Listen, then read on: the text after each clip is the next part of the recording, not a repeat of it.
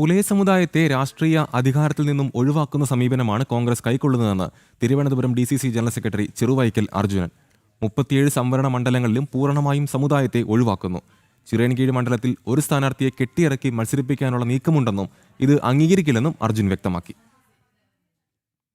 തിരുവനന്തപുരത്ത് പുലയ സമുദായത്തിലുള്ള DCC ഭാരവാഹികൾ, അതുപോലെ തന്നെ മറ്റ് മേഖലയിൽ പ്രവർത്തിക്കുന്ന പട്ടികജാതി സംഘടനകൾ, ഇതിലുള്ള ആളുകളൊക്കെ ഉള്ളപ്പോൾ അവിടെയൊന്നും ഒരു സ്ഥാനാർത്ഥിയെ കിട്ടാത്തത് കൊണ്ട് ഒരു കയറ്റിയിറക്ക് സ്ഥാനാർത്ഥിയായി ചില ആളുകളെ ഇവിടെ കൊണ്ട് മത്സരിപ്പിക്കുവാനുള്ള ശ്രമങ്ങൾ നടക്കുന്നതായിട്ടാണ് ഞങ്ങൾ മനസ്സിലാക്കുന്നത്. അത് ശരിയല്ല എന്ന് KPCCയുടെ ഉന്നതരായ നേതാക്കന്മാരെ ഞങ്ങൾ ബോധ്യപ്പെടുത്തിയിട്ടുണ്ട്. ഈ സ്ഥാനാർത്ഥി നിർണയത്തിൽ വീണ്ടും ഞങ്ങൾ അവഹേളിച്ചുകൊണ്ട് മുന്നോട്ട് പോയാൽ തീർച്ചയായും ഞങ്ങൾ ശക്തമായി പ്രതികരിക്കുന്നത് മാത്രമല്ല, മഹാഭൂരിപക്ഷം വരുന്ന പുലയരെ ഒഴിവാക്കുന്ന സമീപനം ഏത് മുന്നണിയായാലും അത് പിൻവലിക്കണം.